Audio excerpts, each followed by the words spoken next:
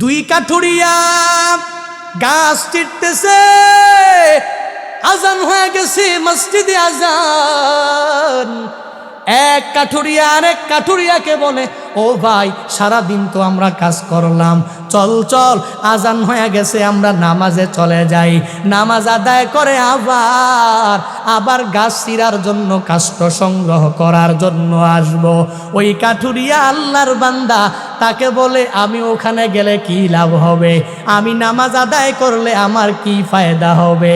বরং যতক্ষণ আমি এই কাষ্ঠগুলো সংগ্রহ করতে থাকব, আমি আমার এই কাজের মধ্যে নিমজ্জিত থাকব, ততক্ষণ পর্যন্ত আমার পরিবারের জীবিকা নির্বাহ হবে, ততক্ষণ পর্যন্ত আমি টাকা পয়সার মালিক হয়ে যাব।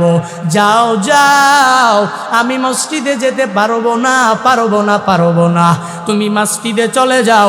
তুমি মসজিদ থেকে এসে আমার সাথে যখন কাজের মধ্যে লিপ্ত হয়ে যাবা, তখন দেখবা আমার কাজ অনেক দ্রুত শেষ হয়ে গেছে, তুমি আমার থেকে অনেক গরিব হয়ে থাকবা। ওই কাঠুরিয়া আল্লাহর বান্দা বলে, তুমি যতই কথা বলো, আমি আল্লাহর ইবাদত কশিনকালেও ছাড়তে পারবো না। এরে বান্দা, তাকায়া দেখো, সময়টাকে গুরুত্ব দিয়া যদি তোমার কাজটাকে গুরুত্ব না দিয়া আল্লাহর ইবাদতকে যদি গুরুত্ব দাও, তাহলে ওই কাজের মধ্যে কি পরিমাণ বরকত হয়ে যায়। ওই কাঠুরিয়া আল্লাহর গোলাম মসজিদের মধ্যে যখন নামাজের জন্য চলে যায়, যেই বান্দা নামাজের মধ্যে যায় না, ওই বান্দা যতই কাঠের মধ্যে কুড়াল দিয়া মারে, কিন্তু কুড়াল তো ওই কাঠের মধ্যে বসে না, যতই চেষ্টা করে কাষ্ঠ সংগ্রহ করতে পারে না। এরে বান্দা, আল্লাহর কুদরত তাকাইয়া দেখো, যেই বান্দা মসজিদে নামাজ আদায় করার জন্য গিয়েছে, ওই বান্দা মসজিদ থেকে আসার পরে আবার যখন কাষ্ঠ সংগ্রহ করেছে আল্লাহর নাম নিয়া, বিসমিল্লাহির রহমানির রহিম, আল্লাহর নাম নিয়া এই বান্দা যখন কাষ্ঠ সংগ্রহ করা আরম্ভ করে দিয়েছে, ওই বান্দার কাজের মধ্যে আল্লাহ এমন পরিমাণ বরকত দিয়েছে, যেই বান্দা নামাজেও যায় নাই, জীবিকা নির্বাহ করবে, অল্প সময়ে অনেক ধন সম্পদের মালিক হয়ে যাবে। ওই আল্লাহর গুলামের কাজের মধ্যে বরকত হয় নাই, কারণটা কি? বলে, সঠিক টাইমে নামাজেও যেতে পারে নাই, আল্লাহর সাহায্য নিয়ে কাজ আরম্ভ করতে পারে নাই। আর যেই বান্দা নামাজে গিয়েছে, ওই বান্দা তো আল্লাহর সাহায্য নিয়ে কাজের মধ্যে এসেছে, আর বিসমিল্লাহ বলে কাজ আরম্ভ করেছে। কি বোঝা গেল? বলে, যেই কাঠুরিয়া নামাজে যায় নাই, ওই কাঠুরিয়ার কাজের মধ্যে বরকত হয় নাই। আর যেই বান্দাটা নামাজ বাদ দেয় নাই, মসজিদে গিয়া নামাজ আদায় করে, তারপরে আবার কাষ্ঠ সংগ্রহ করেছে বিসমিল্লাহ বলিয়া, তার কাজের মধ্যে বরকত বাড়িয়ে দিয়েছেন কে? ইয়া এলাহি তো মেরা মাবুদ হায়, ইয়া এলাহি তো মেরা মাশূক হায়, ইয়া এলাহি মি কো না দে শামসো কমার, ইয়া এলাহি মি কো না দে শাজরো হাজার, ইয়া এলাহি বি কো না দে আরদো সামা, ইয়া এলাহি মি কো না দে জাওয়া হাওয়া। এবার অনেক বান্দার মনের মধ্যে প্রশ্ন জাগতে পারে, হুজুর, আপনি যে বিসমিল্লাহর এত ফজিলত বর্ণনা করলেন, ও হুজুর, বিসমিল্লাহ মানেটাকে তা তো বুঝলাম না। বলে, বান্দা যখন আল্লাহর সাহায্য পাওয়ার জন্য বিসমিল্লাহ করে কাজ আরম্ভ করে দেয়, আল্লাহ বলেন, রে গোলাম, তুই কাজ শুরু করেছ দুনিয়ার কোনো মানুষকে রাজি করার জন্য না, তুই কাজ শুরু করেছ বিসমিল্লাহ বলে আমি আল্লাহর সাহায্য পাওয়ার জন্য। এর বান্দা, বিসমিল্লাহ বলে যখন আমি আল্লাহর নাম নিয়ে কাজ আরম্ভ করে দিলি, আমি আল্লাহ তো ওই কাজের মধ্যে তোকে সাহায্য না করে পারি না, আমি আল্লাহ তো ওই কাজের মধ্যে তোকে নুসরত না করে পারি না। এজন্যই যেই বান্দা বিসমিল্লাহ বলে কোনো ঘর উঠায়, এই বান্দার ঘরের সফলতার সর্বোচ্চ শিখরে আল্লাহ পৌঁছায়া দেয়। মাহফিলের ডেট নেওয়ার পর থেকে মাহফিলটাকে সফল করার জন্য এই বান্দা যদি আল্লাহর কাছে নুসরত চায়, আল্লাহর কাছে বলে কি মালিক তুমি আমার এই মাহফিল সফল করে দাও, এই বান্দা যখন আল্লাহর কাছে আল্লাহর সাহায্য চায়, আল্লাহ তো তখন বান্দাকে ফিরা দিতে পারে না। এই বান্দাকে আল্লাহ গাইবি খাজানা থেকে সাহায্য করে দেয়। এই বান্দাকে আমার আল্লাহ আর সম্মান হারা করে না, এই বান্দাকে আল্লাহ আর বেইজ্জতি করে না। এরে বান্দা শুধু তাই না, এই বান্দা যখন আল্লাহর নুসরত নিয়ে আগায়া যায়, বলে আল্লাহর উপরে তাওয়াক্কুল করে করে যেই বান্দাই চলাফেরা করে, দুনিয়ার মানুষগুলো তো এই বান্দাকে সাময়িক সময়ের জন্য হেল্প করতে পারে, কিন্তু আল্লাহ বলেন আমি আল্লাহর উপরে তাওয়াক্কুল করে করে যেই বান্দাই চলাফেরা করবে, ওই বান্দাকে সাহায্য করা আমি আল্লাহর জন্য ওয়াজিব হয়ে যায়। সুবহানাল্লাহ, জোরে বলেন না। আর যেই বান্দা আল্লাহর সাহায্য চায় না, বিসমিল্লাহ পড়ে না, আল্লাহর কাছে আল্লাহর নুসরত চায় কাজ আরম্ভ করতে পারে না, ওই বান্দা তো শুধুমাত্র মনে করে আমার নিজের শক্তির অভাব নাই, আমার টাকা পয়সার অভাব নাই, আমার পিছে গুলির অভাব নাই, সন্ত্রাসের অভাব নাই, আমি কাজ আরম্ভ করে দিলাম, আল্লাহর নাম নেওয়ার কোনো প্রয়োজন নাই। এজন্যই তো এই বান্দা কাজের মধ্যে সফল হতে পারে না। এরে আল্লাহর গুলাম, কি বোঝা যায়, কি বোঝা যায়, কি বোঝা যায়? বলে বিসমিল্লাহর মধ্যেই বরকত, বিসমিল্লাহ সারা বান্দার বরকত হবে না। শুধু তাই না, ব্যবসা বাণিজ্য বান্দা যখন তুমি করবা, এই ব্যবসা বাণিজ্য থেকে যখন টাকা পয়সা প্রথমবার পাইবা, তখন বিসমিল্লাহ বলে ব্যবসার টাকাটা হাতে নিবা, ওই টাকার মধ্যে আল্লাহ পরিপূর্ণ বরকত বাড়ায়া দিবে। এরে রিক্সাওয়ালা, রিক্সা চালাইয়া যখন দিনের বেলা প্রথম যেই ভাড়াটা পাইবা, ওই ভাড়াটা বিসমিল্লাহ বলেই গ্রহণ করে নিবা, সারাদিন আল্লাহ এই টাকার মধ্যে বরকত বাড়ায়া দিবে। দুনিয়াতে রিক্সাওয়ালার দিকে তাকাইয়া দেখ, কত রিক্সাওয়ালা প্রথম টাকাটা পাওয়ার পরেই হ্যান্ডেলে চুমু খায়, এই টাকাটা নিয়ে হ্যান্ডেলে চুমু খায়। আমি জিজ্ঞাসা করলাম মানেটা কি? আমাকে বলে হুজুর আমার এই রিক্সা যদি না থাকতো তাহলে আমি এই টাকাটা পাইতাম না। এরে বান্দা, না না, স্পষ্ট শিরকের কাজের মধ্যে লিপ্ত হয়ে গেলা। তোমার মৎস্য চাষ তোমাকে দিতে পারে না, তোমার রিক্সা তোমাকে দিতে পারে না, তোমার শুটকি তোমাকে দিতে পারে না, তোমার মাছ তোমাকে দিতে পারে না। এরে বান্দা, দিতে পারে তো আমার আল্লাহ। আল্লাহ যদি তোমার মৎস্য উঠা নিয়ে যায়, আল্লাহ যদি মাছ উঠা নিয়ে যায়, বান্দা আল্লাহ তো তোমার রিজিকের ব্যবস্থা অন্য মাধ্যমে করে দিবে। আল্লাহ যদি তোমার কাছ থেকে রিক্সাটাকে কেড়ে নিয়ে চলে যায়, অন্যভাবে আল্লাহ জীবিকা নির্বাহের মাধ্যম পয়দা করে দিবে। এরে বান্দা, দুনিয়ার মানুষগুলো তো এই রিজিকের মধ্যে নির্ভর করে চলাফেরা করে, অথচ না না, এরে বান্দা রিক্সার উপরে তাওয়াক্কুল করো না, মৎস্য চাষের উপরে তাওয়াক্কুল করো না, শুটকির উপরে তাওয়াক্কুল করো না, একজনের উপরে তাওয়াক্কুল করো, তার নাম। আর বান্দা যার উপরে তাওয়াক্কুল করো, ওই মালিককে কি চিনো?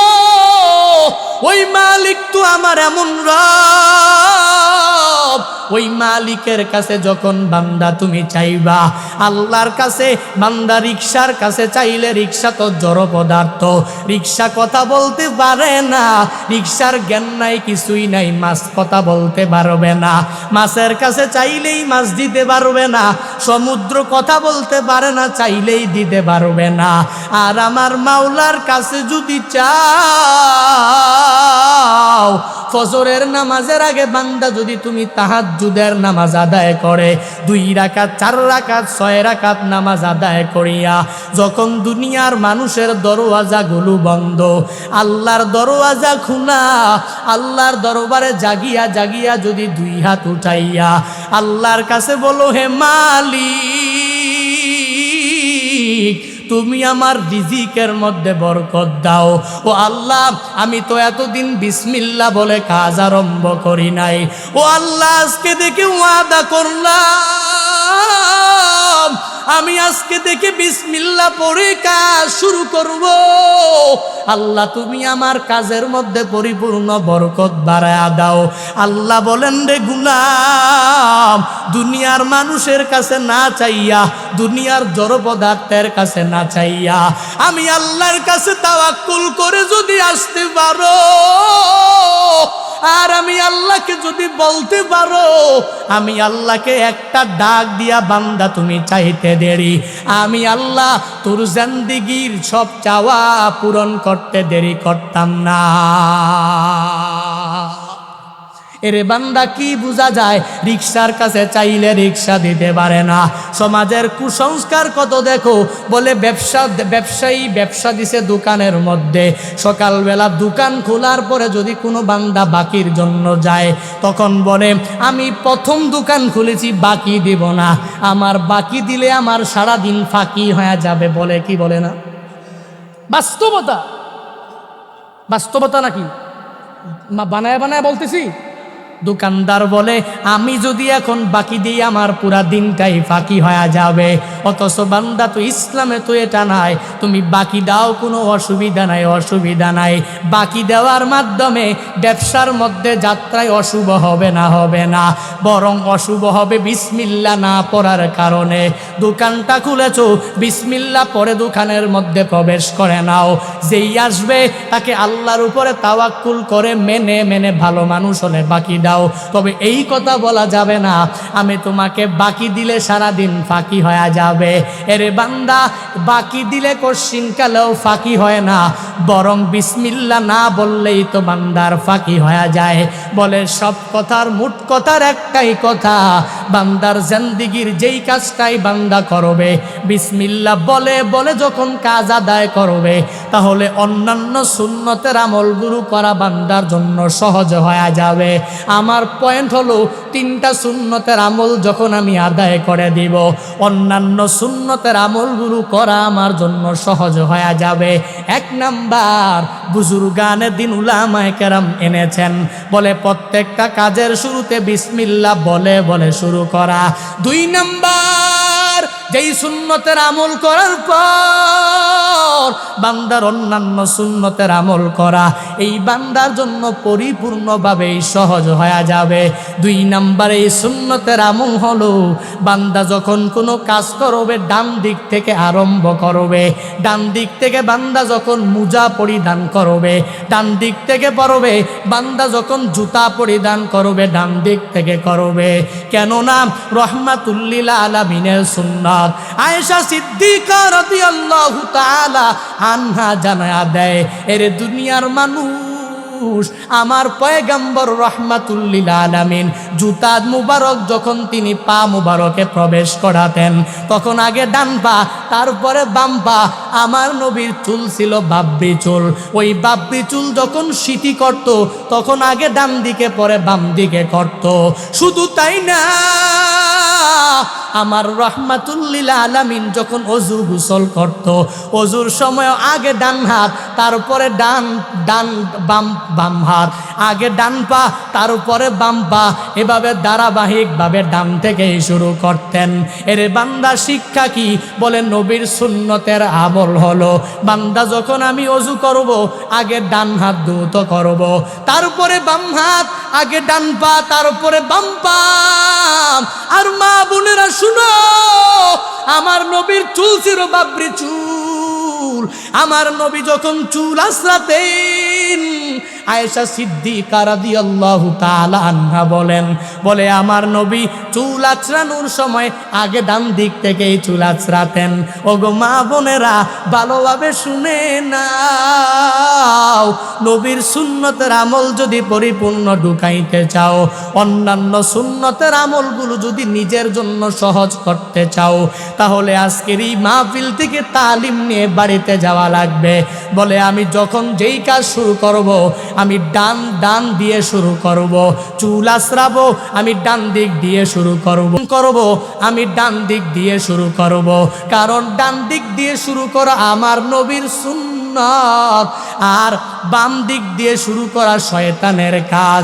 রহমাতুল লিল আলামিন জানায়া দেয় উম্মতের দল, তোমরা যখনই খাওয়া দাওয়া করবা ডান হাত দিয়েই খাওয়া দাওয়া করবা, আবার যখন পান করবা গ্লাস ডান হাতের মধ্যে নিয়ে পান করবা, কেননা এটা হলো আমার নবীর সুন্নাত।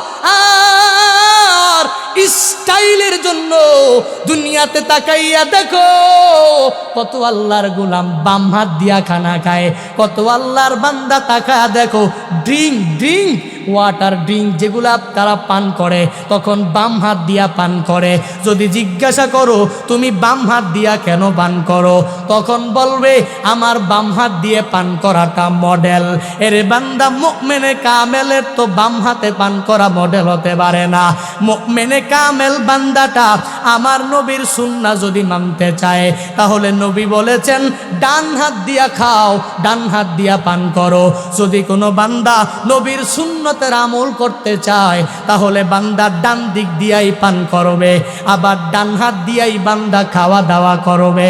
এরে আল্লাহর গোলাম বুজুর্গানে দিন উলামায়ে কেরামগণ 2 নম্বরে জানায়া দিলেন যেই কাজটাই শুরু করবা ডান দিক থেকে শুরু করা লাগবে। আর যখন তুমি ডান দিক দিয়া প্রত্যেকটা কাজ আরম্ভ করে দিবা তাহলে প্রত্যেকটা সুন্নতের আমল করা তোমার জন্য সহজ হয়ে যাবে। 3 নাম্বার বুজুর্গানে দিন উলামায়ে কেরামগণ জানায়া দিয়েছেন তুমি তোমার জীবনের সব সুন্নাত যদি আদায় করতে চাও তাহলে 3 নাম্বার সুন্নতের আমল হলো যেই আমলটা করলে অন্যান্য সুন্নতের আমলগুলো করা সহজ হয়ে যাবে। বুজুর্গানে দিন উলামায়ে কেরাম বলেন 3 নাম্বার সুন্নতের আমল হলো মুসলমান একে অপরকে সালাম দেওয়া। এই জন্য তো নবী বলেন সালাম দিলে বান্দার ভ্রাতৃত্ব মজবুত হয়ে যায়, সালাম দিলে বান্দার অন্তর ঠান্ডা হয়ে যায়, সালাম দিলে বান্দার অহংকার দূর হয়ে যায়, সালাম দিলে বান্দার হিংসা দূর হয়ে যায়, সালাম দিলে এক বান্দা আরেক বান্দার মাঝে মহাব্বত সৃষ্টি হয়। এজন্যই তো রহমাতুল লিল আলামিন জানায়া দিয়েছেন আফসুস সালাম বাইনাকুম, তোমাদের পরস্পরের মাঝে সালাম প্রচলন করো। কারণটা কি? সালাম প্রচলনের মাধ্যমে এক বান্দার মাঝে আর এক বান্দার ভ্রাতৃত্ব বন্ধন দৃঢ় হয়ে যাবে। সালামের মাধ্যমে অন্যান্য সুন্নতের আমলগুলো করা বান্দার জন্য সহজ হয়ে যাবে। কত সুন্দর ইসলাম দেখেছো। এই ইসলামের মধ্যে যখন এক বান্দার সাথে আর এক বান্দার সাক্ষাৎ হবে নবীজি বলেন আসসালামু ক্বাবলাল কালাম, যখন তুমি এক বান্দার সাথে কথা বলতে যাইবা কথা বলার আগেই সালাম দিয়ে কথা বলা আরম্ভ করে দাও। কারণ যখন মন থেকে তাকে বলবা আসসালামু আলাইকুম ওয়া রাহমাতুল্লাহ, তোমার উপরে আল্লাহর রহমত আর শান্তি বর্ষিত হয়ে যাক। যখন তুমি কোনো এক বান্দাকে মন থেকে এই কথা বলবা, যদিও সে শত্রু আর দুশমন আর সন্ত্রাস, তোমার এই সালাম পাওয়ার পরে সে কশ্চিন কালেও তোমার শত্রু থাকবে না। যখন তুমি কাউকে দেখার পরে সালাম দিবা আসসালামু আলাইকুম ওয়া রাহমাতুল্লাহ, তোমার উপরে আল্লাহর রহমত আর শান্তি বর্ষিত হয়ে যাক। কত সুন্দর ধর্ম পেয়েছো। এরে কক্সবাজারের মুসলমান শুনে নাও, শুনে নাও, এই ধর্ম পাওয়ার পরেও আজ পর্যন্ত সালামের প্রচলন করাইতে পারো নাই। নবী আমার শিক্ষা দেয় সালামের প্রচলন বাড়াও বাড়াও বাড়াও। সালামের মাধ্যমে মুসলমানদের মধ্যে ঐক্য সৃষ্টি হবে, সালামের মাধ্যমে ভ্রাতৃত্ব বন্ধন দৃঢ় হয়ে যাবে। খ্রিস্টানদের ধর্মের দিকে তাকাও, তাদের ধর্মের মধ্যে good morning, good night, good evening, এর মানে হলো শুভ সকাল, শুভ সন্ধ্যা, শুভ দুপুর, শুভ বিকাল। এর মানেটা কি? বলে তোমার সকাল সুন্দর হোক, তোমার বিকাল সুন্দর হোক, তোমার রাত সুন্দর হয়ে যাক। কি বুঝাইলেন? বলে তোমার সকাল সুন্দর হোক, বিকাল না, তোমার বিকাল সুন্দর হোক, সকাল না, তোমার রাত সুন্দর হোক, তোমার দুপুর না।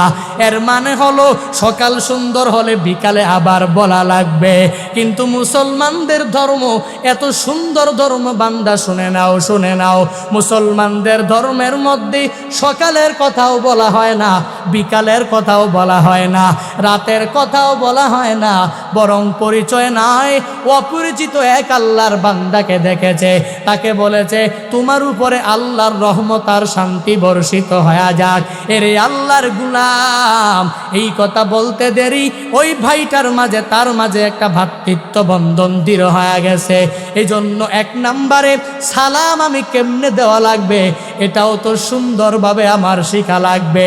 দুনিয়াতে তাকায়া দেখো কত বান্দা সালাম দেয়, আসসালামু আলাইকুম বলে না, বলে আসসালামু আলাইকুম।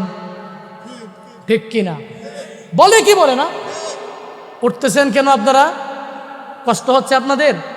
কিসসা কাহিনী বলছি, কিছু শিক্ষা আছে, অবশ্যই আমি মনে করি শিক্ষা আছে। সালাম দেখবেন এলাকার মধ্যে সমাজে কিছু টাকা বলা হয়ে গেলে তখন বলে আসসালামু আলাইকুম, বলে কি বলে না? এই সালাম দেওয়ার চাইতে না দেওয়াই ভালো। ঠিক কিনা? আজকে সালাম শিখতে হবে। এত বড় মাহফিল থেকে খালি কোরআন হাদিসের কথা বলেই চলে গেলাম, আর পরিপূর্ণভাবেই সারা জীবন মাহফিল শুনলাম, ইশকে রাসূলের আশিক হওয়ার জন্য কত সাহাবায়ে কেরামের জীবনী শুনলাম, আজ পর্যন্ত সালামটাইকেই শুদ্ধ করতে পারলাম না। কোনো ফায়দা হবে? কথা বলেন না কেন? আসসালামু আলাইকুম বললেই সালাম শুদ্ধ হবে না, আসসালামু আলাইকুম বললেই সালাম শুদ্ধ হয় না। আবার অনেকে বলে সালামু আলাইকুম, বলে কি বলে না? সালামু আলাইকুমের মানে কি জানেন? তোমার মৃত্যু হোক। অথচ আসসালামু আলাইকুম মানে কি? আসসালামু আলাইকুম মানে হলো তোমার উপরে আল্লাহর রহমত এবং শান্তি বর্ষিত হোক। পড়েন সুবহানাল্লাহ। এত সুন্দর একটা দোয়া আরেকজন ভাইয়ের প্রতি আমি করলাম, কিন্তু আমি তাকে আসসালামু আলাইকুম না বলে বললাম আসসালামু আলাইকুম। আসসালামু আলাইকুম দোয়া করলাম না বদদোয়া করলাম? কথা বলেন না কেন? দোয়া করলাম না বদদোয়া? তাহলে এই সালাম দেওয়ার চাইতে না দেওয়াই ভালো। আমরা কক্সবাজারের মুসলমান, আমরা ইসলাম প্রিয়, সমুদ্রের পার্শ্ববর্তী এক এলাকার মুসলমান, আমরা আল্লাহকে ভয় করি, আমরা মুমিনে কামেল হয়ে কবরে যেতে চাই, আমরা একজন ভাই আর একজন ঐক্য নিয়ে থাকতে চাই, আমাদের মধ্যে কোনো বিভেদ থাকতে পারে না। আজকে থেকে তালিম নিয়ে যাব, আমরা সুন্দরভাবেই যাকে দেখব, যে কোনো মুসলমান হোক সে অপরিচিত, হোক সে পরিচিত, হোক সে আত্মীয়, হোক সে অনাত্মীয়, দেখবেই সুন্দরভাবে আসসালামু আলাইকুম দিতে পারবো তো ইনশাআল্লাহ? সবাই বলেন আসসালামু আলাইকুম, আসসালামু আলাইকুম। হামজাকে স্পষ্ট করে আসসালামু আলাইকুম। আবার জবাব দেওয়ার স্টাইল কি? রাহমাতুল্লিল আলামিন বলেন উত্তম হলো তোমাকে যেভাবে কেউ সালাম দিয়েছে তুমি সালামের জবাবটা একটু বাড়িয়ে দাও। সুবহানাল্লাহ, আরো জোরে সুবহানাল্লাহ। ইসলাম কত সুন্দর। তোমাকে লোকটা আগে সালাম দিয়েছে, সে তো বেশি বলতে পারে নাই, যেহেতু তোমাকে আগে দিয়েছে সুতরাং তুমি যখন জবাব দিবা তাকে ওইটুকু দিবা কেন, তুমি একটু বেশি দিয়া দিবা। ওয়া আলাইকুমুস সালাম ওয়া রাহমাতুল্লাহি ওয়া বারাকাতুহু। আল্লাহু আকবার। ইসলাম কত সুন্দর, আল্লাহু আকবার। এজন্যই তো বলা হয় Islam is not only a religion but also a complete code of life. এজন্যই তো বলা হয় অন্যান্য ধর্মগুলা গ্রহণযোগ্য না, আল্লাহর কাছে ইসলামটাই গ্রহণযোগ্য। Islam is the only selected religion to Allah. আল্লাহর কাছে সিলেক্টেড রিলিজিয়ন একটাই, ধর্ম একটাই, তার নাম বলেন নাকি ইসলাম। ওই ধর্মের অন্তর্ভুক্ত আমরা। দিনুনা আল ইসলাম, আমাদের ধর্ম একটা, ইসলাম। আমাদের আল্লাহ একজন। কয়জন? আরো জোরে বলেন আল্লাহ। সুতরাং আমরা ইসলাম ধর্মের অন্তর্ভুক্ত হওয়ার পরে যদি এত মুরব্বী হয়ে গেলাম, আদৌ যদি না পারি তাহলে তো নিজের কপালে নিজেই বাড়ি মারা ছাড়া কোনো উপায় নেই। ঠিক কিনা? কক্সবাজারের মুসলমান উঠাউঠি করা যাবে না। অনেক সুন্দর সুন্দর কিছু পয়েন্ট রয়ে গিয়েছে যেটাতে আপনার অনেক শিক্ষা রয়েছে। আজকে শিক্ষা নিয়ে বাড়িতে যাওয়া লাগবে। সুন্নতের আমল কয়টা জানি?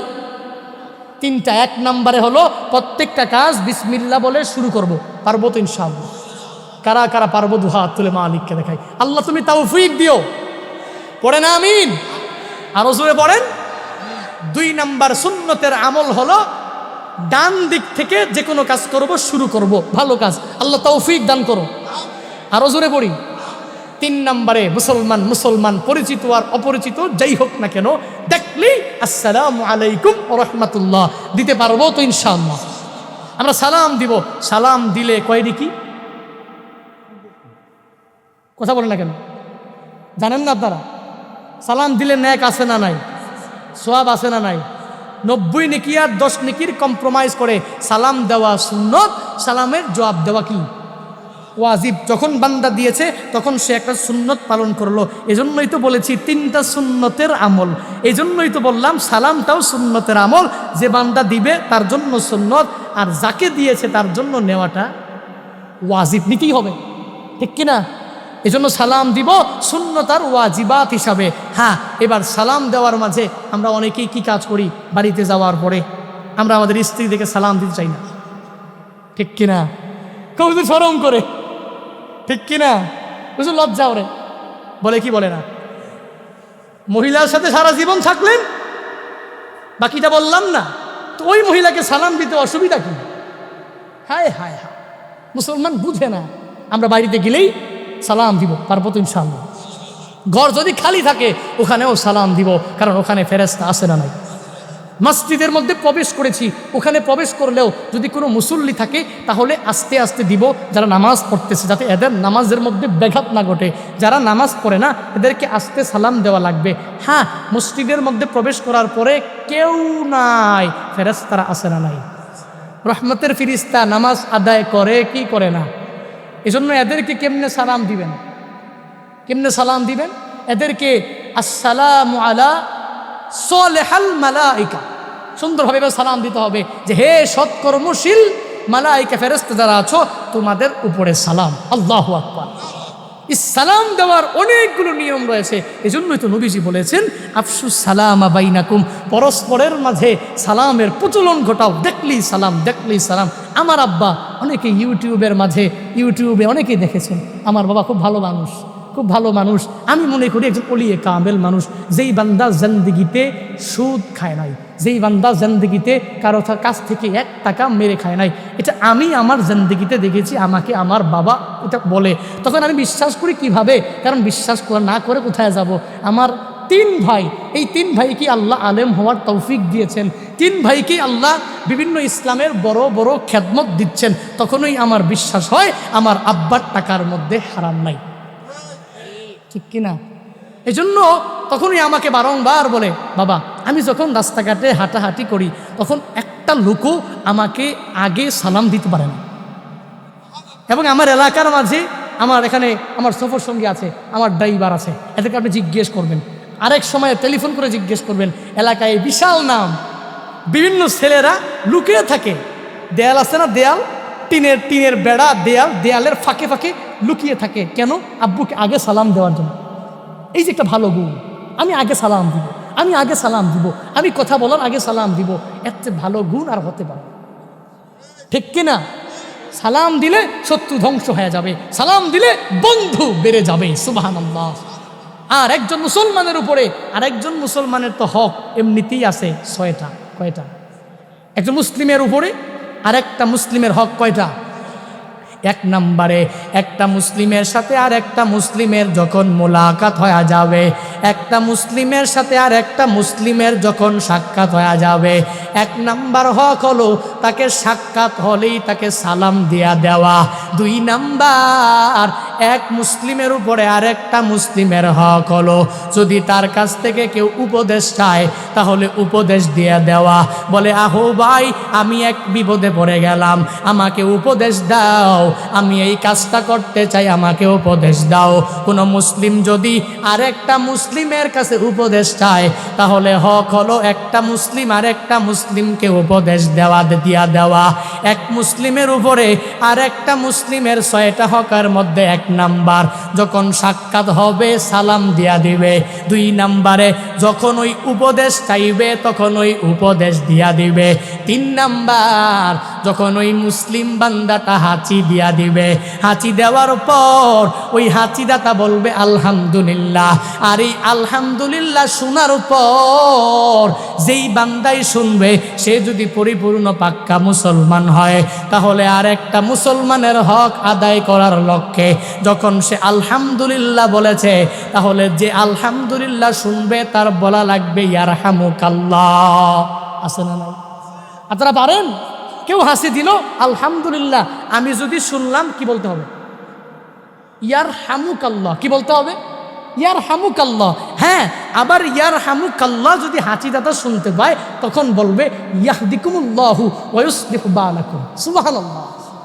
ইসলাম কত সুন্দর, আল্লাহু আকবার। একজন মুসলিমের প্রতি আরেকটা মুসলিমের হক, এক নাম্বার কি?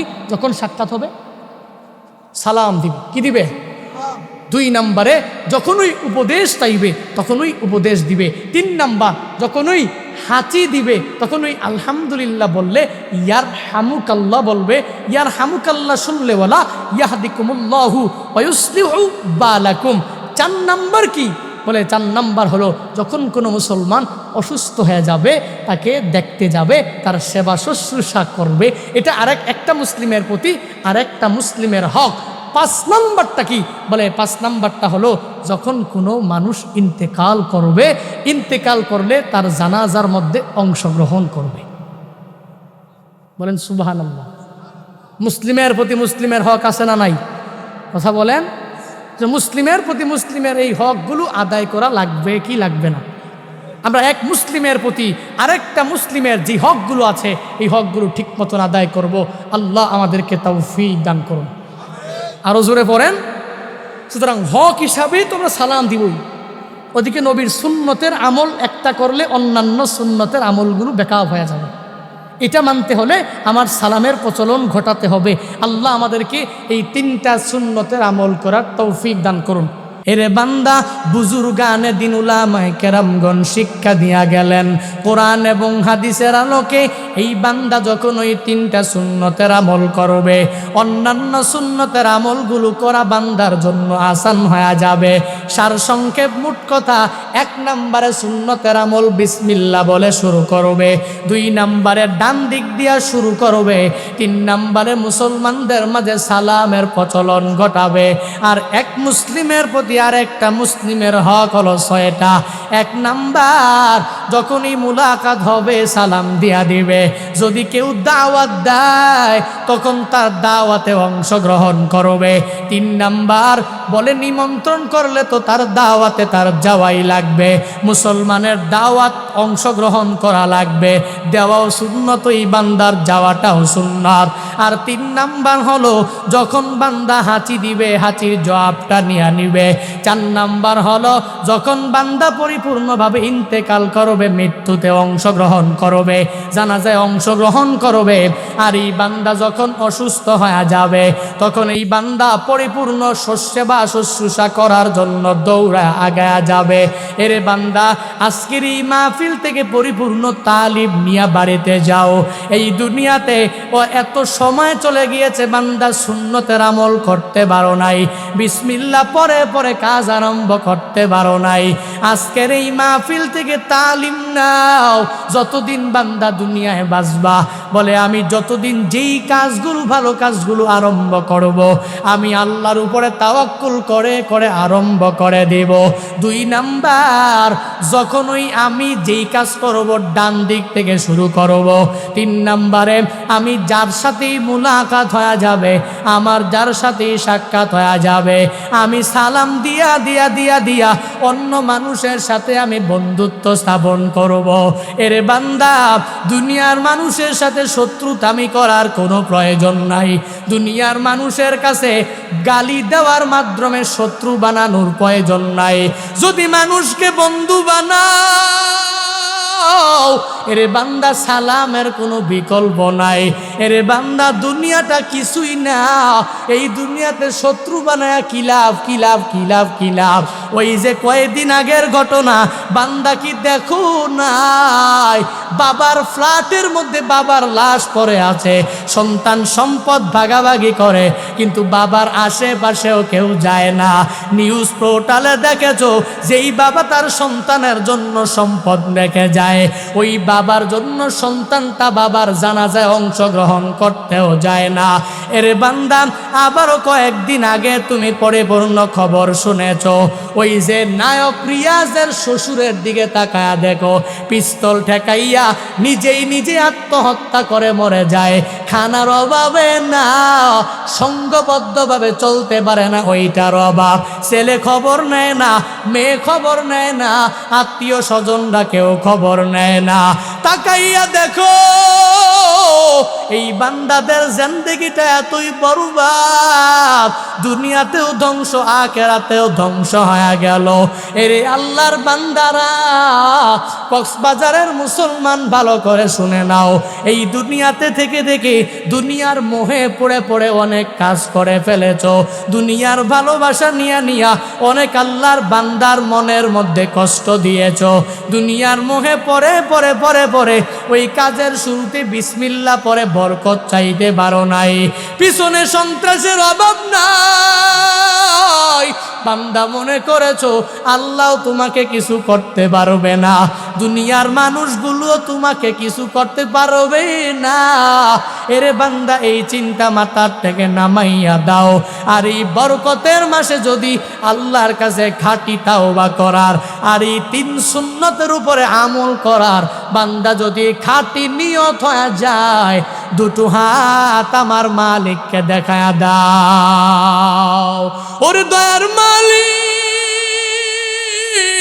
কুদরতের নজর দিয়ে তাকায়া দেখেন, আয় আল্লাহ, এই কক্সবাজারের মানুষ, সমুদ্র পারের মানুষগুলো আল্লাহ তোমার দরবারে গভীর রাতে হাত উত্তোলন করেছে রে আল্লাহ।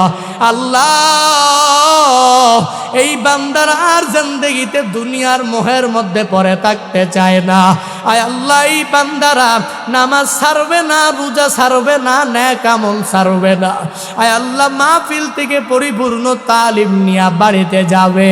আয় আল্লাহ, কাজের শুরুতে বিসমিল্লাহ পড়ে নিবে, আবার কাজ শুরু করলে ডান দিক থেকে শুরু করবে। মানুষের মাঝে ঐক্য তৈয়ার করার জন্য সালাম দিয়া ঐক্য করবে।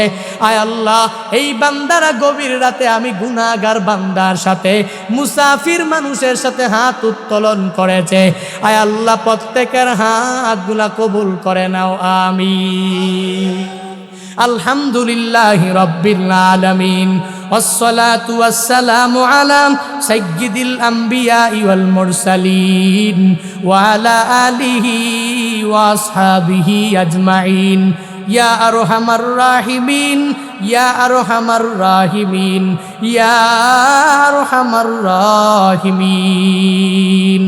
আল্লাহুম্মা জাআলনি সাবুরা ওয়াজআলনি শাকুরা ওয়াজআলনি ফি আইনি সগীরা ওয়া ফি আয়ুনিন নাসি কাবীরা। আল্লাহুম্মা জাআলনা মিনাল মুস্তাজাবিনা লিদ-দাওয়াত। আল্লাহুম্মা ইন্না নাউযু বিকা মিন যাওয়ালি নি'মাতিক।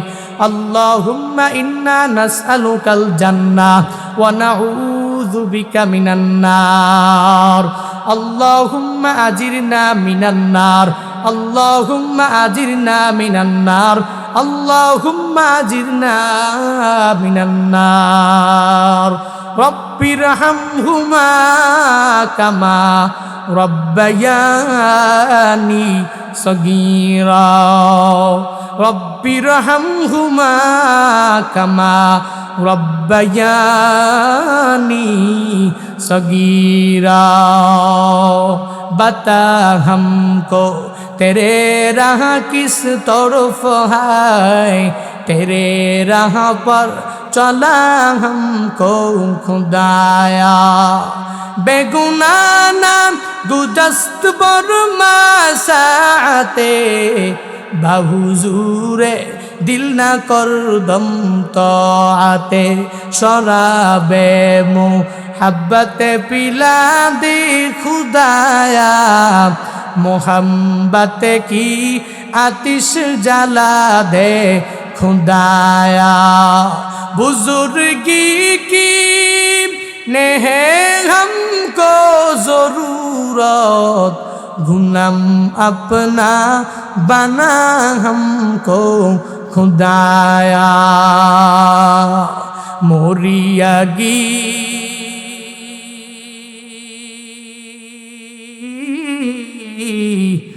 গিয়াছে যাদির মাওবা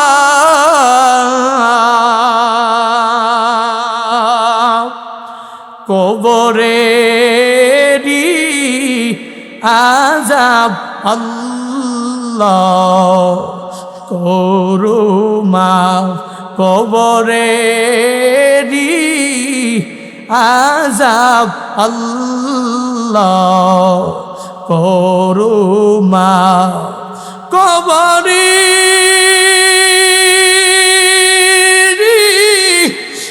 আযাব যদি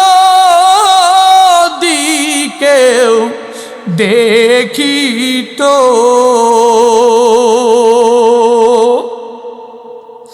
গরুবাড়ি রিয়া জংলায় পালাইতো ঘরবাড়ি রিয়া জংলায় পালাইতো ওরে দয়ার মালিক কুদরতের নজর দিয়া তাকায়া দেখেন আল্লাহ গভীর রাত আপনার কতগুলো আশিকিন বান্দানিয়া আপনার কতগুলো জাকিরিন শাকিরিন বান্দানিয়া আমি গুনাহগার আমার মতো গুনাহগার আসমানের নিচে জমিনের উপরে কেউ নাই আয় আল্লাহ এই গুনার বুঝা মাথায় নিয়া তোমার দরওয়াজায় হাজির হয়ে গেল হায় আল্লাহ জিন্দেগিতে এমন গুনাহ করেছি যেই গুনার খবর বাবা জানে না যেই গুনার খবর মা জানে না যেই গুনার খবর দাদা দাদি জানে না যেই গুনার খবর নানা নানি কেউ জানে না আমার গুনার খবর যদি আমার বাবা জানতো আমাকে আমার বাবা সন্তান বলে পরিচয় দিত না আমার গুনার খবর যদি আমার মা জানতো আমাকে সন্তান বলে পরিচয় দিত না আয় আল্লাহ তুমি তো সব জানো আয় আল্লাহ জিন্দেগির গুনাহ নিয়া তোমার দরওয়াজায় হাজির হয়ে গেলাম আয় আল্লাহ জিন্দেগির সব গুনাহগুলো মাফ করে দাও আল্লাহ ওরে দয়ার মালিক তুমি যদি তোমার দরওয়াজা থেকে ফিরাইয়া দাও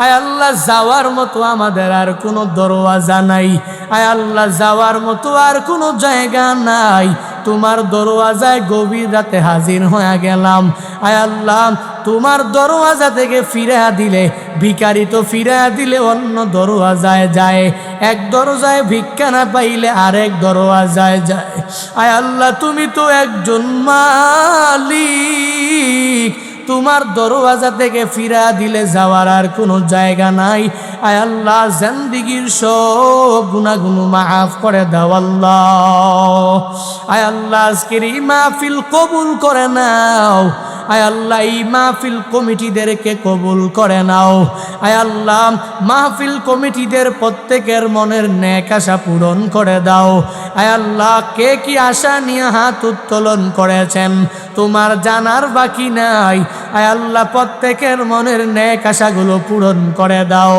ওরে দয়ার রব যেই ভাইটা বারংবার টেলিফোন করে খোঁজ খবর রেখেছেন বারংবার ভালোবাসা প্রদান করেছেন আয় আল্লাহ এই ভাইটাকে তো আমি কিছু দিতে পারবো না তোমার কুদরতি হাতে সফরদ করে দিলাম এই ভাইয়ের জামিন আর জিম্মাদার হয়ে যাও ওরে দয়ার মালিক তোমার বান্দারা গভীর রাতে আমার সাথে হাত উত্তোলন করেছে কার মনে কি আশা প্রাণে কি ব্যথা আমি জানি না প্রত্যেকের মনের নেক আশাগুলো পূরণ করে দাও যাদের মা নাই মার কবর জান্নাতের বাগান বানা দাও যাদের বাবা নাই বাবার কবর জান্নাতের বাগান বানা দাও রে আল্লাহ এই ময়দান থেকে বাড়িতে যাওয়ার পর কত বান্দা মার চেহারা দেখে দেখে দোয়া নিয়া ঘুমাইতে যেতে পারবে না। মার চেহারা কত দিন হয়ে গেল দেখে না। কত বান্দা টেলিফোন করে করে দোয়া চায়, হুজুর আমি যখন ছোট ছিলাম আমার মা এতটাই গরিবী হালাতের মধ্যে ছিল, আমার বাবা আমার মাকে একটা সাধারণ কম্বল কিনে দিতে পারে না। আমার মা কত কষ্ট করে করে শীতের দিনগুলো কাটিয়েছে। আমি আমার মাকে এই ঠান্ডার দিনে যখন আমার মার ইন্তেকাল হয়ে গেল, আমি আমার মাকে কবরে রেখে আসলাম। আজকে আমার কম্বলের টাকার অভাব নাই, আমি 5টা 10টা কম্বল কিনতে পারি, আমার মা তো দুনিয়ায় না। আমি আমার মাকে ওই ঠান্ডার মধ্যে মাটির মধ্যে শোয়া দিয়ে আসলাম।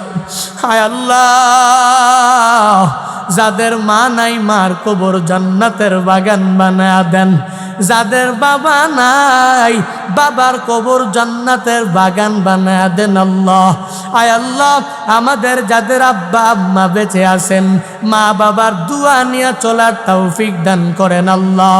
আয় আল্লাহ, মা বাবার চেহারার দিকে নেক নজর দিয়া তাকাইয়া কবুলিয়াত হজ এবং উমরা কামাই করার তৌফিক দান করেন আল্লাহ। আয় আল্লাহ, এই ৭ম বার্ষিক তাফসিরুল কোরআন মাহফিল কবুল করে নেন। আয় আল্লাহ, বিগত 6 বছরের মাহফিল কবুল করে নেন। আয় আল্লাহ, কিয়ামত পর্যন্ত এই মাহফিল কায়েম এবং দায়েম রাখিয়েন রে আল্লাহ। বারাকাল্লাহু ফি হায়াতিহিমিদ দুনিয়া ওয়াল আখিরা ওয়া ইলমিহিম ওয়া আমালিহিম। সকলের সমস্বরে মন খুলে জবান খুলে চিল্লায়া পড়ি আমিন। এটা এমন এক মহামূল্যবান দোয়া। আমি মুসাফির, যদি এই দোয়া আল্লাহর দরবার পর্যন্ত পৌঁছে যায় তাহলে এই দোয়া কোনো ব্যক্তির প্রতি আল্লাহর পক্ষ থেকে কবুল হয়ে গেলে ওই বান্দার দুনিয়া আখিরাত উভয় জগতে আর কোনো কিচ্ছুর প্রয়োজন হবে না। দুনিয়ার কল্যাণ আখিরাতের কল্যাণ উভয় জগতের কল্যাণ এই দোয়ার মধ্যেই নিহিত আছে। দুনিয়াতে প্রত্যেকটা ব্যক্তি ধনী হতে চায়, টাকাওয়ালা হতে চায়, সুপরিসর বাড়ির মালিক হতে চায়, বিশাল এক মার্কাবুল হানি দামি গাড়ির মালিক হতে চায়। প্রত্যেকটা মানুষ চায় আমি সম্মানী হই, প্রত্যেকটা মানুষ চায় আমি মর্যাদার অধিপতি হই, প্রত্যেকটা মানুষ চায় আমি সম্মানের সর্বোচ্চ শিখরে উঠে প্রত্যেকের উপরে কর্তৃত্ব খাটাই। এটা প্রত্যেকটা মানুষের ইরাদা, প্রত্যেকটা মানুষের মন থেকে চাওয়া, মন থেকে ইচ্ছা। আল্লাহ যদি আপনাকে মোস্ট রিচেস্ট পিপল ইন সদর or in Cox's Bazar or in Bangladesh যদি আল্লাহ আপনাকে বানায় দেয়, আপনার উপজেলা সদর অথবা আপনার জেলা কক্সবাজার অথবা সারা বাংলাদেশের মধ্যে যদি কয়েকজন ধনীদের লিস্টে আল্লাহ পাক আপনাকে মায়া করে দয়া করে এমন এক স্বয়ং সম্পূর্ণ ধনী বানায় দেয়, আখিরাতে যদি আল্লাহ পাক আপনাকে মায়া করে জান্নাতের অধিপতি বানায় দেয়, তাহলে দুনিয়া আখিরাত উভয় জগতে আর কিছু লাগবে? উদ্দেশ্য তো দুইটা। মানুষগুলো পৃথিবীতে যেই কাজ করে উদ্দেশ্য কয়টা? সবাই বলেন দুইটা। একটা উদ্দেশ্য দুনিয়াতে ধনী হওয়া, আর একটা উদ্দেশ্য আখিরাতে আল্লাহর পক্ষ থেকে জান্নাতুল ফিরদাউসের মেহমান হওয়া। ঠিক কিনা? আজকের এই মাহফিলে আপনারা এসেছেন, না আসলেও পারতেন। এত গভীর রাত পর্যন্ত বসে এখানে বয়ান শোনার উদ্দেশ্য কি? ঠান্ডা পানি দিয়া অজু বানায়া ফজরের নামাজ পড়া সহজ না কঠিন? সবাই বলেন সহজ না কঠিন? তাহলে ঠান্ডা পানি দিয়ে অজু বানায়া ফজরের নামাজ আপনি না পড়লেও কিছু মুমিনে কামেল আছে, ওরা পড়ে কি পড়েন? প্রতিদিন দিনে রাতে মিলে 5 ওয়াক্ত নামাজ আদায় করা বিশাল মূল্যবান সময় নষ্ট হয়। তবুও এই কথা জেনেও আপনি না পড়লেও কিছু মানুষ এমন আছে কি নাই যে পড়ে কি পড়ে না? রমাদানের 30টা রোজা রাখা অনেক কষ্টকর। গ্যাস্ট্রিক দেখা দিবে, আলসার হয়ে যাবে, গ্যাস্ট্রোলিভার প্রবলেম হবে, অনেক সমস্যা হতে পারে।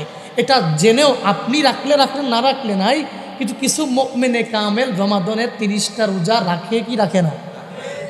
সুতরাং আজকের এই মাহফিলে আসার 5 ওয়াক্ত নামাজ আদায় করার, রমাদানে 30টা রোজা রাখার, নিজের টাকা খরচ হয়ে যাচ্ছে এটা জেনেও পরিপূর্ণভাবে 3 লাখ টাকা খরচ করে হজ করার, নিজের টাকা খরচ হচ্ছে এটা জেনেও যাকাত প্রদান করার ওই ব্যক্তিটার উদ্দেশ্য কি? বলে উদ্দেশ্য হলো এই দুনিয়াতে কিছু আমল করে, মাহফিল শুনে যায় বাস্তব জীবনে আমল করে, নামাজ রোজা হজ জাকাত নেক আমল করার মাধ্যমে ঈমান নিয়ে কবরে যে কবরটাকে জান্নাতের টুকরা বানাতে চায়, ঠিক কিনা? এজন্য আল্লাহর কাছে এট ফার্স্ট এই দোয়াটাই করে নিলাম, কারণ কোন সময়ের দোয়া আল্লাহর দরবারে কবুল হয়ে যায় বলা যায় না। আল্লাহর কাছে এজন্যই দোয়া করি, আল্লাহ ব্যবস্থাপনা কমিটি, বক্তা, শ্রোতা যারাই আছে প্রত্যেকের ইহকালীন জিন্দিগি পরকালীন জিন্দিগি উভয় জগতেই কল্যাণ দান করুন। আরো জোরে পড়েন। হুজুররা কিছু কিছু মানুষ বলে, আপনি হুজুর মানুষ, আপনি ইসলাম ধর্মের অন্তর্ভুক্ত একজন মুসলমান, আপনি দুনিয়াতে টাকা দিয়া কি করবেন? আপনি বড় সুপরিসর বাড়ি দিয়া কি করবেন? আপনি বিশাল দামি গাড়ি ইউজ করে কি করবেন? আপনি ঢাকাতে প্লট আর ফ্ল্যাট ক্রয় করে কি করবেন?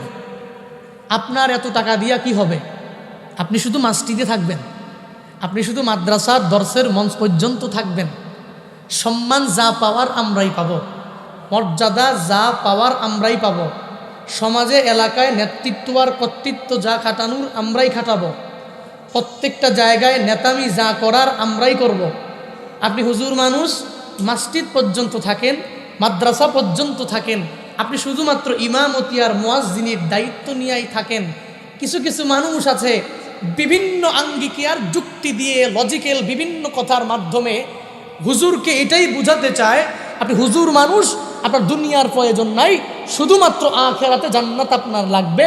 এই বিদায় শুধু মসজিদে, শুধু মাদ্রাসায়, শুধু দর্শের মঞ্চের মধ্যে বসে থাকবেন। কারণটা কি জানেন? বলে হুজুরকে যদি দুনিয়া থেকে ফিরাইয়া আখিরাত মুখী করে দেওয়া যায়, তখন হুজুর আর নেতৃত্বের চেয়ারে বসতে চাইবে না, হুজুর সমাজের মেম্বার হতে চাইবে না, হুজুর সমাজের চেয়ারম্যান হতে চাইবে না, হুজুর সমাজের এমপি হতে চাইবে না, হুজুর মন্ত্রী হতে চাইবে না। হুজুর মসজিদ আর মাদ্রাসার মধ্যে থাকলেই এলাকার চাঁদাবাজরা চুরি করে ডাকাতি করে টাকা পয়সা লুটতরাজ করে খেতে পারে, ঠিক কিনা? এজন্য হুজুর যদি সম্মানী হয়, হুজুর যদি দুনিয়াতে অনেক বড় টাকাওয়ালা হয়, সমাজটা এমনিতেই পরিবর্তন হয়ে যাবে, ঠিক কিনা? মুফতি হেদায়েতুল্লাহ আজারি যার প্রমাণ, তারপরে প্রমাণ হলো মুফতি আমজাদ হুসাইন আশরাফি বিভিন্ন জায়গায় বয়ান করেন সারা দেশব্যাপী। এই হুজুরগুলো চেয়ারম্যান, আল্লাহু আকবার। এই হুজুরগুলো চেয়ারম্যান হলে সমাজের অপকার হয় না, উপকারী হয়, ঠিক কিনা? এই জন্য এটা বলি নাই যে শুধুমাত্র হুজুররাই নেতৃত্ব দিবে, এটা বলতে চাই নাই, বরং বুঝাতে চেয়েছি হুজুরকে যেই সাপোর্ট দিবে, যেই মেম্বার হুজুরের কথা মানবে, যেই মেম্বার চেয়ারম্যান এমপি হুজুরকে পরিপূর্ণ অনুসরণ করবে। হুজুরকে অনুসরণ করবে কেন? হুজুর তো আল্লাহ মানে, হুজুর রাসূল মানে, রাসূলকে ইত্তেবা করে। যেই মেম্বার হুজুরকে মানবে, ইসলাম মানবে, ওই মেম্বারের দ্বারাই সমাজে উপকার হবে, ঠিক কিনা? ওই মেম্বার চেয়ারম্যান যদিও আলেম না, কিন্তু আলেমের কথা মানে, সুতরাং ওই মেম্বার চেয়ারম্যান এমপির দ্বারা তার ইউনিয়ন, তার ওয়ার্ড এবং তার জেলা, তার উপজেলার কোনো ক্ষতি হতে পারে? আরে এই জন্য আল্লাহর কাছে দোয়া করি, বলে আল্লাহর কাছে তো সর্বাবস্থায় শুধু দুনিয়া চাইলেই হবে না, আখিরাতও চাইতে হবে। আখিরাতকে প্রাধান্য দিয়া চাইয়া আল্লাহর কাছে দুনিয়া চাইতে হবে। পারবো তো ইনশাআল্লাহ? কারা কারা পারবো? দুহাত তুলে মালিককে দেখা। লিল্লাহে তাকবীর, লিল্লাহে তাকবীর, লিল্লাহে তাকবীর। এতগুলো মানুষের তাকবীরের সাউন্ড আমার এক বোন মুস্কানের তাকবীরের মতোই হয় না, ঠিক কিনা? দেখেন নাই, একটা বোন, এক মহিলার সাউন্ড সারা বিশ্বের হিন্দু খ্রিস্টান বৌদ্ধদের মসনদটাকে একটু হলেও নাড়া দিয়েছে, ঠিক কিনা? তাকবীর দিতে হবে তাদের মতো। এদের ইমানটা কি? আমি ওই দিন ভিডিও দেখার পরে যারা আমার অফিসিয়াল ফেসবুক পেজে আছেন, কথাগুলো বলার চেষ্টা করেছি মনের খুশিতে, আনন্দে। আবার দুঃখ প্রকাশও করেছি যে আমি একজন মুমিনে কামেল নিজেকে দাবি করি, অথচ শুধুমাত্র দাবি করলাম মুসলমান, আমি দাবি করলাম মুমিনে কামেল, কিন্তু আজ পর্যন্ত মাহফিলে আসলে আল্লাহু আকবারের স্লোগান জুড়ে দিতে পারি না। এজন্য জুড়ে জুড়ে সাউন্ড দিতে হবে। পারবো তো ইনশাআল্লাহ? ভয় লাগে? আল্লাহ বড়, বড় বলতে অসুবিধা আছে? কথা বলেন না কেন? লিল্লাহে তাকবীর, লিল্লাহে তাকবীর, লিল্লাহে তাকবীর। যুবকরা সাউন্ড দিলে, সাউন্ড তো অনেক জোরে হওয়ার কথা, ঠিক না? আমি তরুণ, আপনারাও তরুণ, বয়ান হবে দারুণ। বলি ইনশাআল্লাহ, বলেন ইনশাআল্লাহ। মুরব্বী বাবাজিরা রাগ করছেন? আপনারাও থাকবেন, যুবকরাও থাকবে, সবাই আমরা বয়ান শুনে আখিরি মুনাজাত দিয়ে বাড়িতে কারা কারা যাব না হাত তুলি। বুঝেন নাই? কারা কারা আখিরি মুনাজাত দিয়ে বাড়িতে যাব, দু হাত তুলে মালিককে দেখা। আল্লাহ কবুল করো, আল্লাহ মঞ্জুর করো, আল্লাহ মনের নেক আশাগুলোকে পূরণ করো। মুমিনে কামেল হওয়ার জন্য নবীর সুন্নতগুলোও মানা লাগে, ঠিক তদ্রূপভাবে আল্লাহর প্রত্যেকটা আইনও মানা লাগে, ঠিক কিনা? কিন্তু নবীর সুন্নতের অনেক বড় আশেক দাবি করে, সুন্দর বাবা নাম রাখছে, মা নাম রাখছে আব্দুল্লাহ, নাম রাখছে আব্দুর রহমান, নাম রাখছে আব্দুস সাত্তার, নাম রাখছে কি সুন্দর নাম। এত সুন্দর নাম ফেসবুক আইডিতে দিয়া এই যে 3 দিন 4 দিন আগে গেল, ওই 14 ফেব্রুয়ারির মধ্যেও আবার বিশ্ব ভালোবাসা দিবসের পোস্ট করেছে, ঠিক কিনা? আছে না নাই? দাবি করে নবীর সুন্নতের বড় আশেক। কিছু কিছু যুবক টেলিফোন করে আমাকে দুঃখ প্রকাশ করেছে, হুজুর আপনার 14 ফেব্রুয়ারির বয়ান শুনেছি, আপনার 31st নাইটের বয়ান শুনেছি, খুব ভালো লেগেছে। আপনি ওখানেই বলে দিয়েছেন 14 ফেব্রুয়ারি কোত্থেকে এসেছে। আমি আগে জানতাম না এটা যে মুসলমানদের না, কিন্তু আপনার এই বয়ান শোনার পরে জানলাম। হুজুর আমি আমার এক বন্ধুর প্রতিবাদ করতে গেলাম, বললাম বন্ধু তুমি তো আমার সাথে একসাথে দাঁড়াইয়া ঈদুল আজহা পড়ো, তুমি তো আমার সাথে একসাথে দাঁড়াইয়া ঈদুল ফিতর পড়ো, তুমি তো আমার সাথে একসাথে দাঁড়াইয়া রমাদানের তারাবি পড়ো, তুমি তো আমার সাথে একসাথে দাঁড়াইয়া কেউ মারা গেলে একসাথেই জানাজার নামাজ আদায় করো, তাহলে তুমি মুমিনে কামেল হওয়ার পরে বিশ্ব ভালোবাসা দিবস নামক এই বেহায়া দিবসের পোস্ট ফেসবুকে কেমনে করো? ঠিক কিনা? এরপরেও কিছু কিছু যুবক আছে এই বয়ান শোনার পরেও কমেন্ট করেছে, হুজুর বিভিন্ন জায়গার মধ্যে ইসলামকে ঢুকায়েন না। আমি তো বলি তুমি এই কথা বলার কারণে আমি হুজুরের মনের মধ্যে কষ্ট হয় নাই, কিচ্ছু হয় নাই। তোমার এক কমেন্টের মাধ্যমে আমার কিচ্ছু হবে না, পেজ নষ্ট হবে না, আইডি নষ্ট হবে না, আমার সেলিব্রিটি জম নষ্ট হবে না, আমার কোনো মশহুরিয়াত নষ্ট হবে না, আমার প্রসিদ্ধি নষ্ট হবে না। বরং তুমি এই কথা বলার কারণে এতদিন ছিল ইসলাম ধর্মের অন্তর্ভুক্ত একজন মুসলমান, কিন্তু নবীজির কথা অনুযায়ী মান তাশাব্বাহা বিকওমিন ফাহুয়া মিনহুম, নবীজি বলেছেন যদি অন্য কোনো ধর্মের সাথে, অন্য কোনো ধর্মের সংস্কৃতির সাথে কোনো মুসলমান, কোনো মুমিনে কামেল আমার অন্য ধর্মের সাথে সংস্কৃতির মিল দেখে কোনো কাজ করে, তাহলে সে আর মুসলমান থাকে না। তার হাসর হবে হিন্দুর সাথে, তার হাসর হবে খ্রিস্টানের সাথে, তার হাসর হবে ইহুদির সাথে, তার হাসর হবে বৌদ্ধদের সাথে। সে যার সংস্কৃতি ফলো করবে ওই সংস্কৃতির লোকদের সাথেই তার হাসর হবে। সে মুসলমান হয়ে কবরে যেতে পারবে না, বরং মুনাফিক হয়ে কবরে যাবে, ঠিক কিনা?